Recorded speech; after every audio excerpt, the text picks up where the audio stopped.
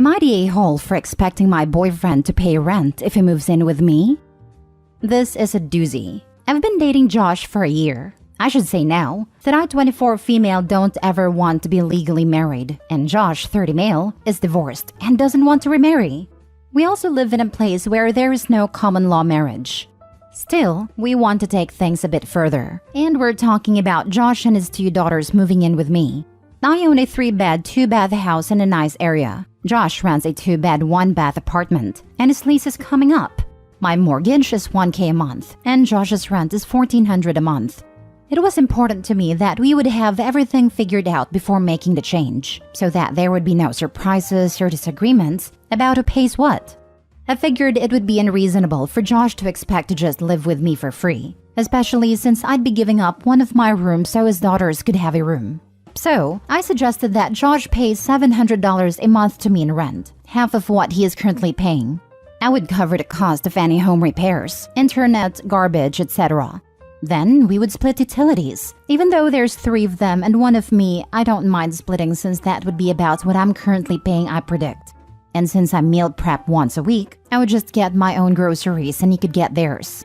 When I laid everything out, Josh was very unhappy and said since it's my house, he shouldn't have to pay rent and that we should split groceries. I told him he was welcome to buy his own house and I would move in with him and happily pay rent while renting out my own house.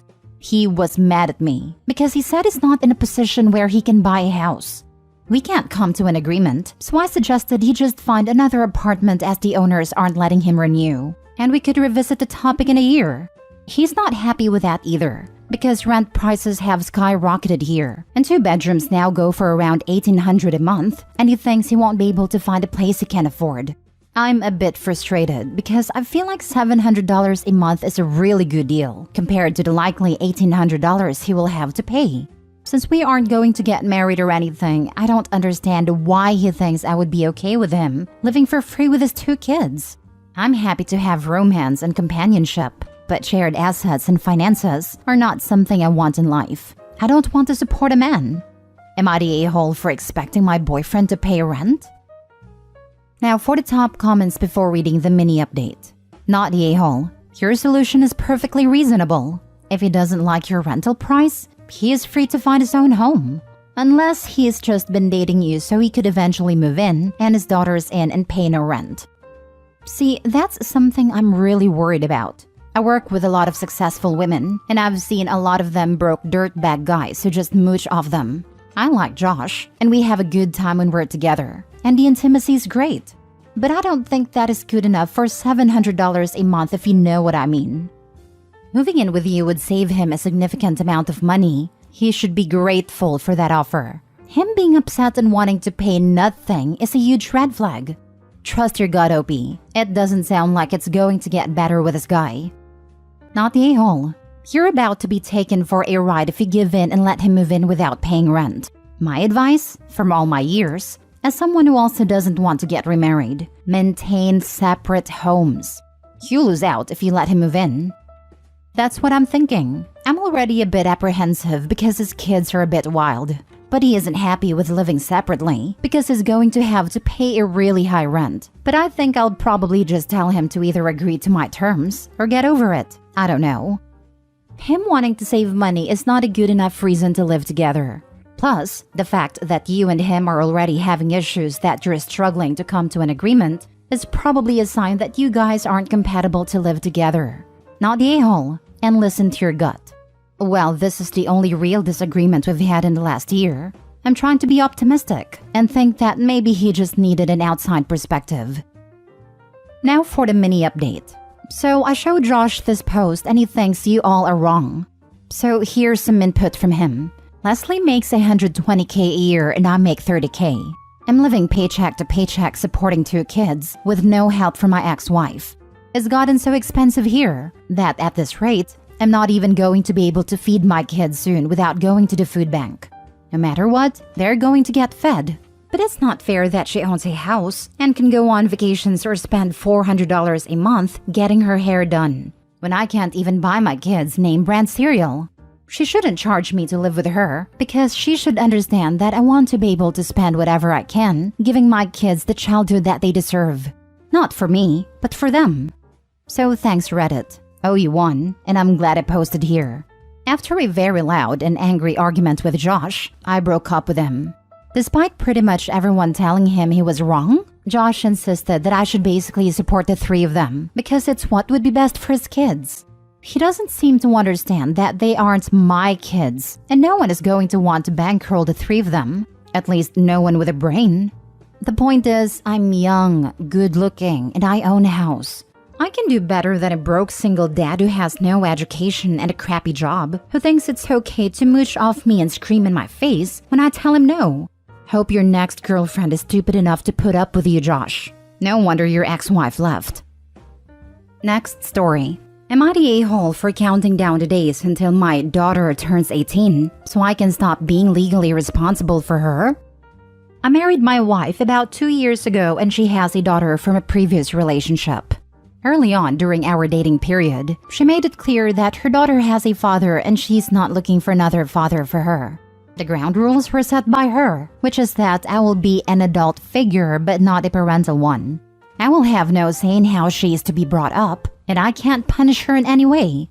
Considering she was 14 when her mom and I met and 15 when we married, I agreed to her rules. My thinking is that she's already too old for me to make any difference in her life anyway, so I make it an issue. Fast forward a couple of years and my life has been a nightmare. The girl constantly gets into trouble and has been kicked out of several schools. She lived with her father at a time. She had to move in with us so she could attend a new high school in order to graduate. She's been suspended several times at this high school, but it looks like she'll graduate on time.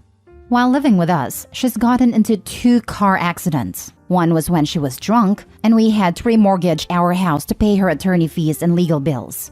The judge dressed us down in court for not being better parents. I'm not a legal expert at all, but from movies and shows, I know that judges can jail you for arguing, so I bit my tongue and took it. It was humiliating. The girl is a couple of months away from being an adult, and this weekend, I was out with the guys and she came up in conversation. I complained about how much money I've spent bailing her out of trouble, and that I can't wait until she turns 18 so she can face her own consequences. Word got back to my wife and she blew her top. I still don't think I said anything wrong, but I'm staying at a motel tonight. I want to be clear, we're not kicking her out, and considering she doesn't work, she'll be living with us for a while. I'm just waiting for the day she's an adult so I won't be yelled at by any more judges. If you're not a parental figure, why are you paying for these things at all? You're a saint for putting up with this. Not a-hole. Mom wants to have her cake and eat it too. Actually, Mom wants to be a terrible mother and wanted to ruin any possible relationship her daughter and her husband could have had. She is the problem, not the daughter. Dude, why are you so worried about being jailed? Trust me, you are already in a prison of your own making, not the a-hole.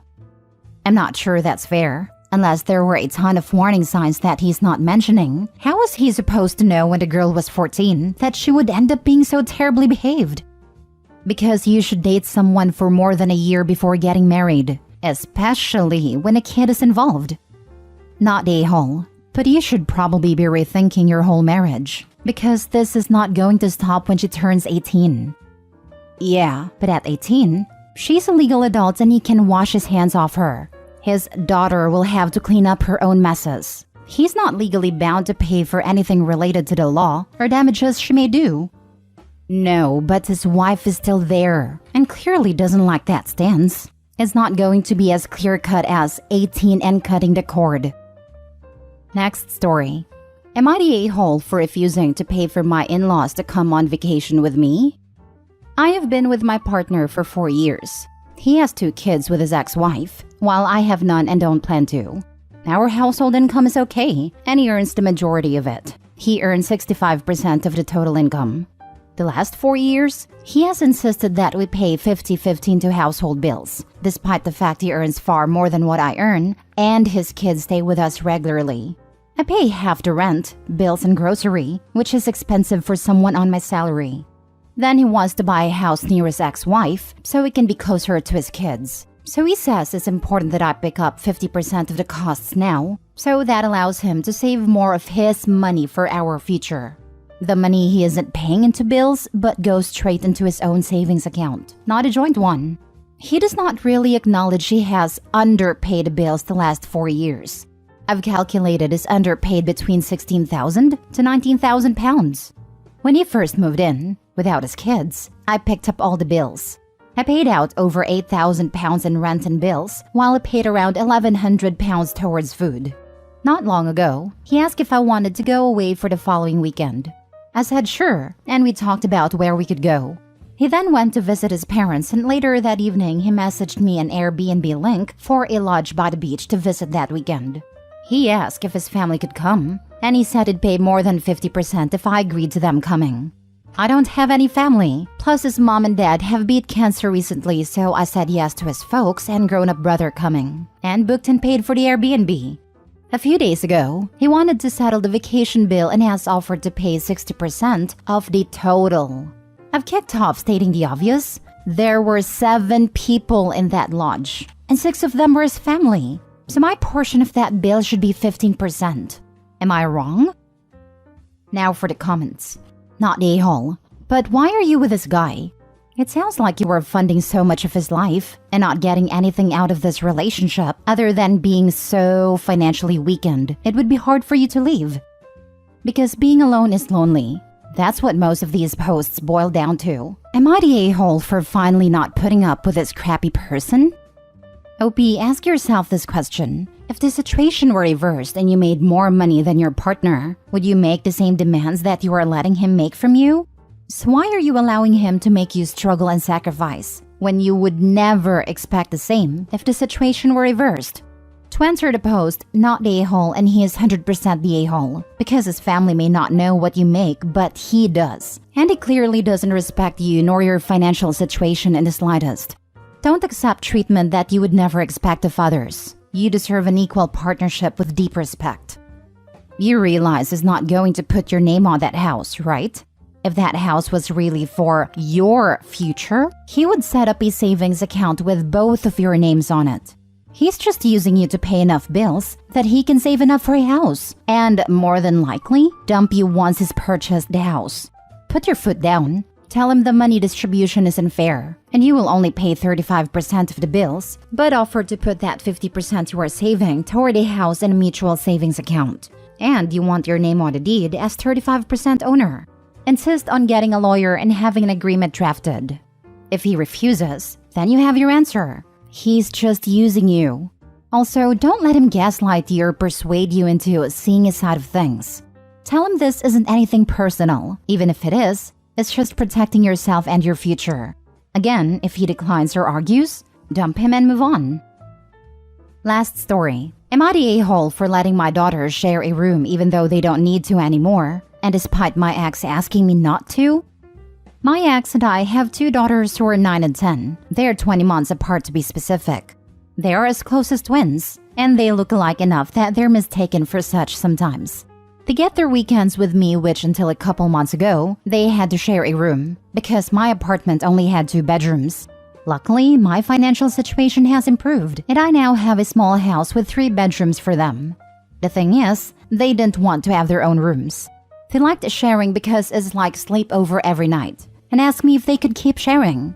I figured I'd be an idiot if I didn't support my children getting along, so I agreed. The extra bedroom is just a guest room for now, but if/when they change their mind, they can take it. Their mother is not happy about this. They never had to share a room over there, and apparently, they've been asking to.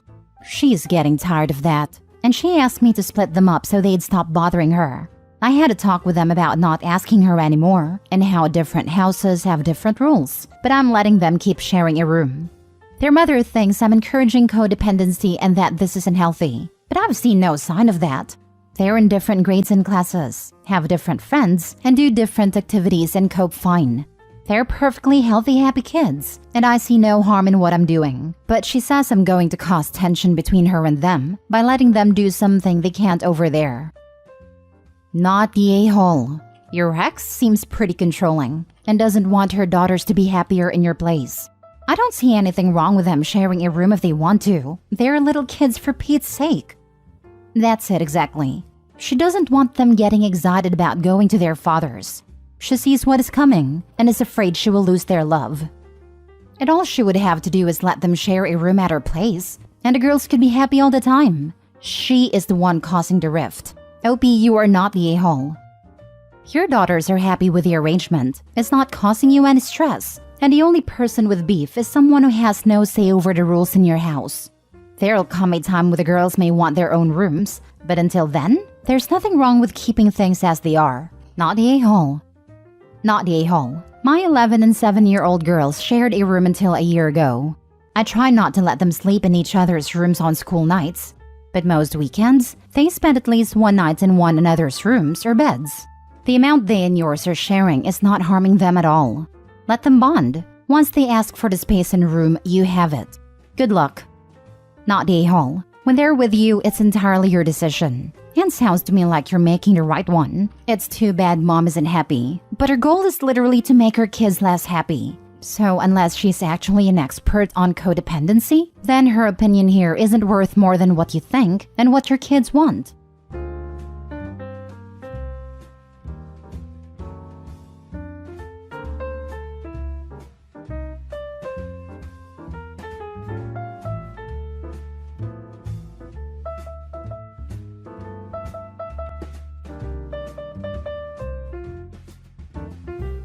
Am I the a-hole for forbidding my sister to meet my child and telling my wife to butt out of the situation?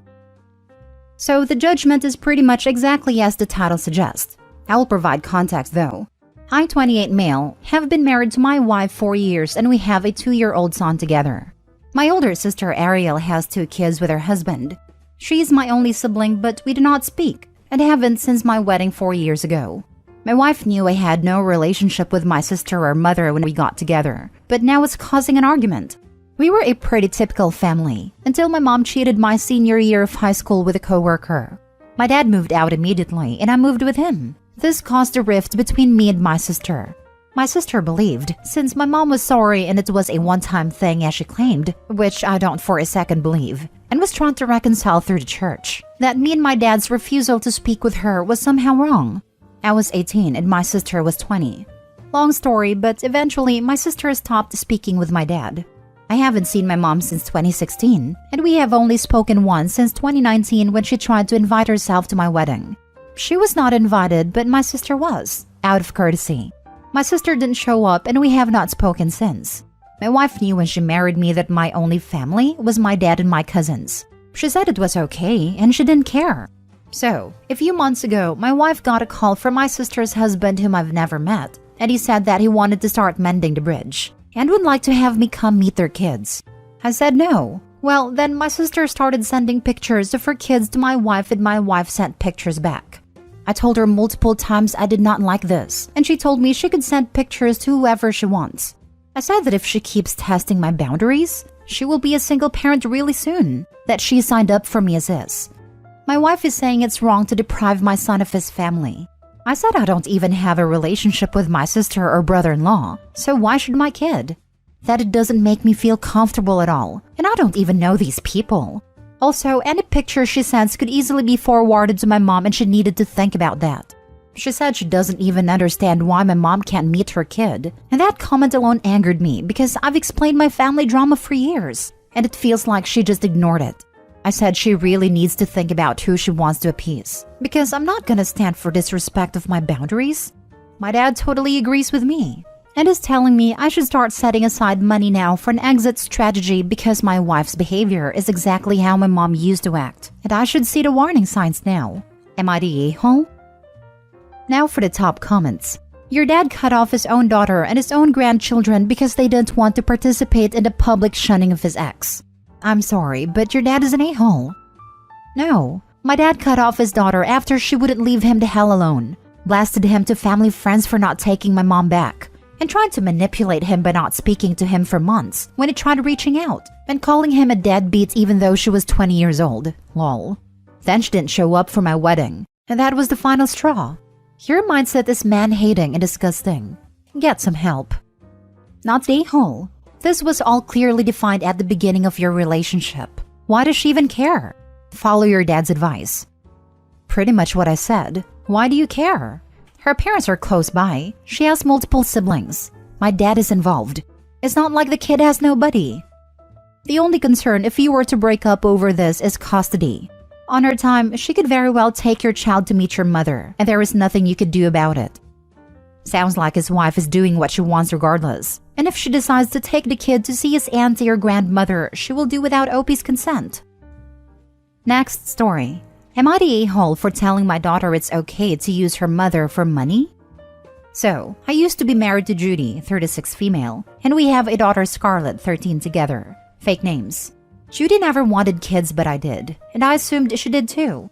We had her and Judy completely changed. She wasn't caring towards Scarlett, they didn't bond, and she blamed Scarlett for us losing our independence. About a year after, we had a divorce and she gave me everything. It did hurt me that she didn't even want to see Scarlett once a year even. She moved to Seattle months after, started running a business, got really fit, and her cousin told me she even got laser surgery to remove her stretch marks. Since then, Judy has moved to LA and divides her time between there, London, Mumbai, and New York City. She has become a fairly famous influencer and socialite. I check her Instagram every now and then, and she's been at parties with celebrities all over the world and seems truly happy. To her credit, every time her financial situation changed, she would come back and get our child support agreement changed to give more to Scarlett. Every time she'd come, she would spend time with Scarlett. She even kept it the same, even though my new wife makes a lot more money than both of us, and we don't need it now. About 3 years ago, she started calling more to talk to Scarlett. She would also come over more, and every spring break, she comes for those 2 weeks. She phones every night unless she's in London, Mumbai, or New York, in which case she just sends a text. On New Year's, she was at some celebrity's party but still took the time to phone. Now, I'm not saying that this makes up for anything, but she has been a presence in Scarlett's life. Well, we just found out that Judy's grandfather is very ill and is going to pass away within a month, maybe early March at best. So, she's going to India for spring break for his funeral and has requested to take Scarlett with her. I'm fine with that. My wife is fine with that. However, Scarlett got really upset at the idea of spending 2 weeks in India. I pointed out her mom will take her to all the nice places. She'll get to see great things, meet that part of her family, but she said that is not fair. So I pointed out that at the very least she can get whatever she wants out of her mom in those 2 weeks. My wife overheard and said I was an a-hole for telling Scarlett that it's alright for her to use her mom for cash since she has barely been in her life. I pointed out I didn't say that, but we argued, and since then I realized what I said kind of did amount to that. Was I the a-hole? Edit. Judy never told me she did not want kids. She allowed me to believe she did. If I knew she didn't, we would never have gotten married. You're the a-hole. If Scarlett doesn't want to go, don't make her go. Advocating for taking advantage of her mother is crappy. Is it wrong to point out that even if she won't be her mom's full attention, she can still get whatever she wants for those 2 weeks? I'm not telling her to drain her mother's savings account. Yes, this is wrong. You're teaching your daughter that time with people is transactional. Like if I go with mom, I get stuff, rather than allowing her to get to know her mom as a parent, not a bank account. Also, you answered your own question about why your daughter doesn't want to go. She won't be her mom's full attention. You've been her stable parent, and now you're trying to force her to be around strangers with no safety net. Her anxiety is valid. Stop forcing her because you want to be petty towards Judy. You're the a-hole. Scarlett got really upset at the idea of spending 2 weeks in India. Your kid doesn't want to go to India with someone she barely knows. Why would you push her on that? Because it's good for her. Not if she's freaked out about it. That's not a mindset where she's going to get something good from the trip. The main thing she's going to get is that you, her dad, don't care about forcing her to do something that feels unsafe just so you can get some petty revenge on your ex. So, your message to your daughter was, it's good to let other people do things with you that make you uncomfortable as long as they pay you. Great parenting. No way that message could go wrong. You're the a-hole. What I meant was, her mom can give her anything on that trip, and probably will give her that, so there's no harm in her going. Next story. Am I the a-hole for asking my husband to not drink on his 30th birthday? So me, 25 female, and my husband, 29 male, are expecting a baby somewhere in the next few weeks. I'm currently 35 weeks pregnant, and my husband's birthday is in 2 weeks. We were discussing the event yesterday, and I absolutely don't mind him celebrating it, and is very excited because it's his 30th. But I told him that since it's pretty close to my due date, I want him to not drink in case he needs to take me to the hospital. Now, I know the chances of that happening exactly then are slim, of course, but it's not impossible. I told him that I don't want to have to be taken by a cab and I want him to take me, as I don't want to be screaming in pain and potentially wetting myself in someone else's car. He said I'm being silly, and that there's no way I would go into labor in that time frame when he will be celebrating, and that he should be able to enjoy a drink with his friends, and that is not fair. I told him I haven't enjoyed a drink in 8 months, and it's really not a big deal. Am I an a-hole for asking him this?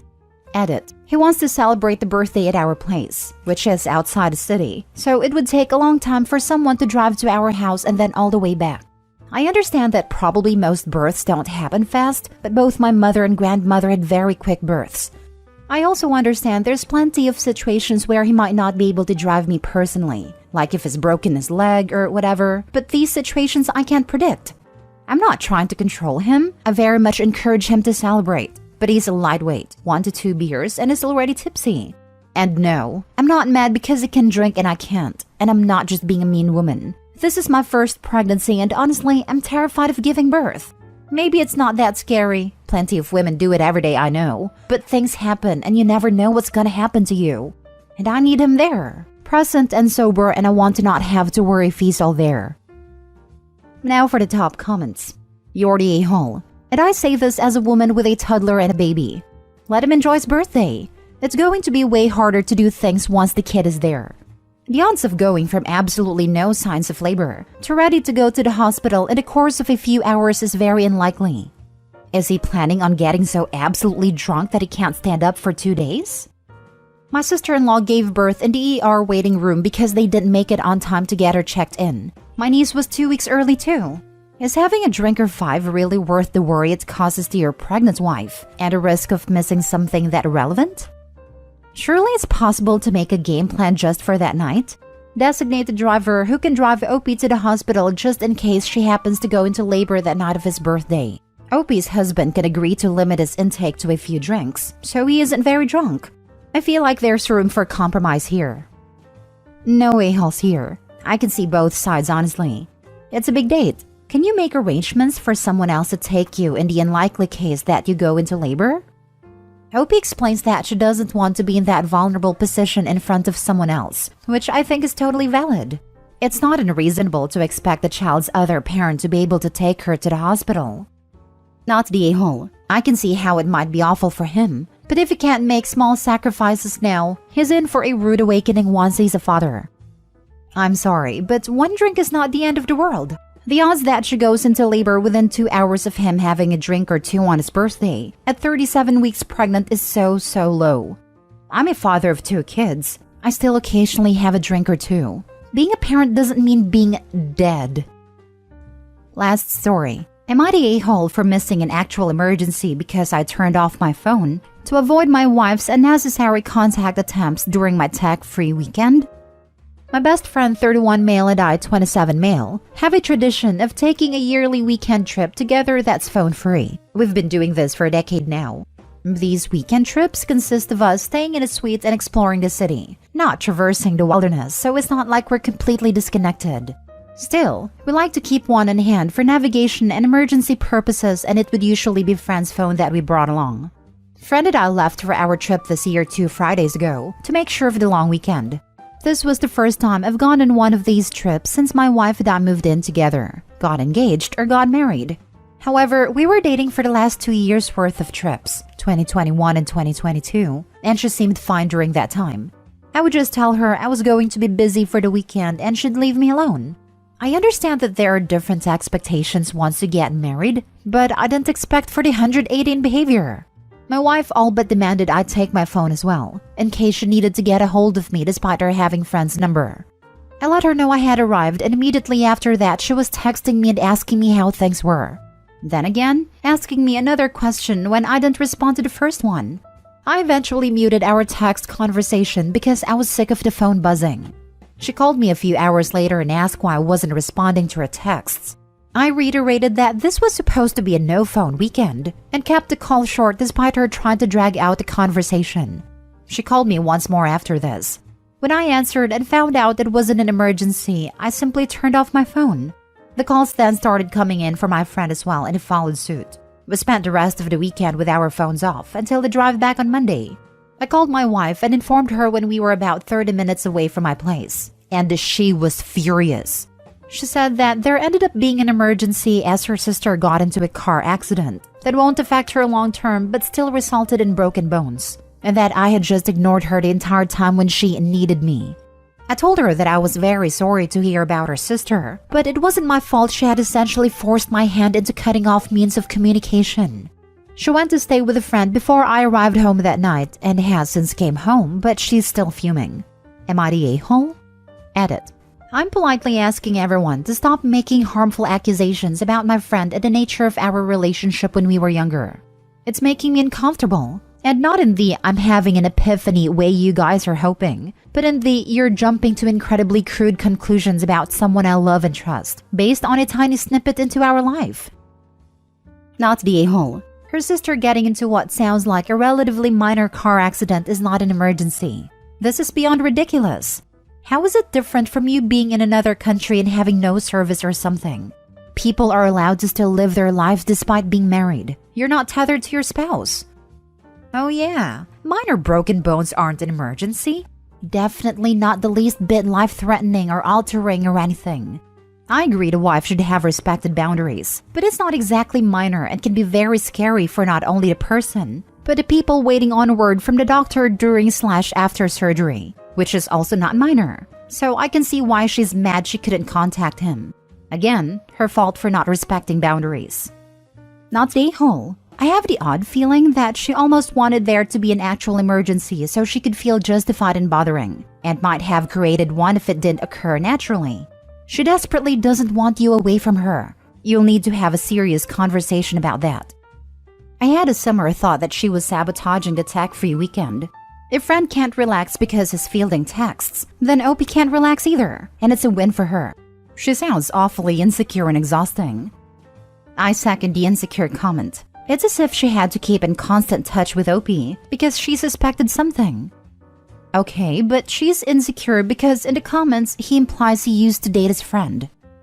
Am I the a-hole for continuing to cheat on my wife with a guy who groomed me when I was underage?